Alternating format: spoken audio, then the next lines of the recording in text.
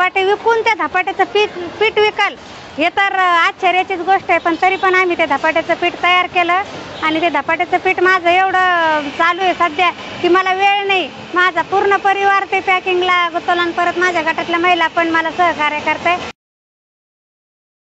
नमस्कार, माझं नाव गंगासागर लव पडघणकर। मी आता धपाट्याचं स्टॉल लावते आणि आमच्या जालन्याला धपाट्याचे हॉटेल पण आहे। हे धपाटे याच्या पिठापासून बनवलेले मी मिक्स पीठ आहे। आता वडापावची याची भाजीची दुनिया आहे, पण हे धपाटे विकतील असं मला वाटलं सुद्धा नव्हतं। पण या धपाट्यामधून मी माझी शाश्वत उपजीविका तयार केली।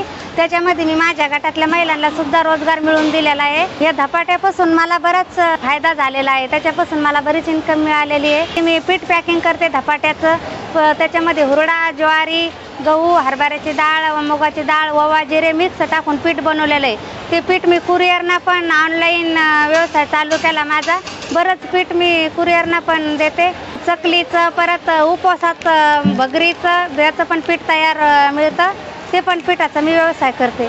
दिवाळीच्या सीजनमध्ये फराळीचं पण ह्यावेळेस मी फराळीचा स्टॉल लावला होता, तर त्या फराळाचं पण माझं भरपूर म्हणजे माझी दिवाळीच फराळाच्या याच्यावर झाली म्हणायला काही हरकत नाही। धपाटे विकतील हे तर संकल्पनाच नव्हती आमच्या डोक्यामध्ये, पण धपाटे विकून त्या धपाट्याचं पीठ विकाल हे तर आश्चर्याचीच गोष्ट आहे। पण तरी पण आम्ही ते धपाट्याचं पीठ तयार केलं आणि ते धपाट्याचं पीठ माझं एवढं चालू आहे सध्या की मला वेळ नाही। माझा पूर्ण परिवार ते पॅकिंगला गुंतवला आणि परत माझ्या गटातल्या महिला पण मला सहकार्य करते। आम्हाला हे धपाटे स्टॉलवर चालतील हे वाटलं सुद्धा नव्हतं, पण मी सुरुवातीला जालन्याला स्टॉल लावला आणि तिथं धपाट्याचा स्टॉल लावला, तर तिथं धपाट्याचा स्टॉल माझा चालला।